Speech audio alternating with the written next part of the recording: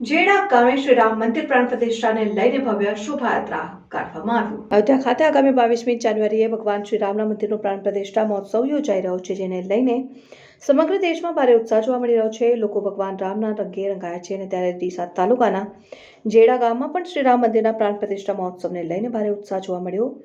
જેડા ખાતે રવિવારે સવારે ભવ્ય શોભાયાત્રા નીકળી, જેમાં ગામના તમામ સમાજના ભાઈઓ બહેનો, વડીલો, ભૂલકાઓ એકત્ર થઈને શોભાયાત્રામાં જોડાયા અને સમગ્ર ગામમાં રામમય માહોલ જોવા મળ્યો હતો અને નાના નાના ભૂલકાઓ ભગવાન રામના જીવન ચરિત્ર અંગેની વેશભૂષા સજ્જ કરીને શોભાયાત્રામાં જોડાયા અને સમગ્ર ગામમાં જય શ્રી રામના નાદ સાથે વાતાવરણ રામમય બન્યું।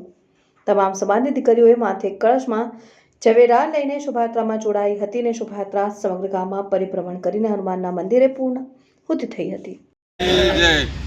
ભારત દેશમાં શ્રી રામનો મહિમા આજે છેલ્લા 2 મહિનાથી ચાલી રહ્યો છે।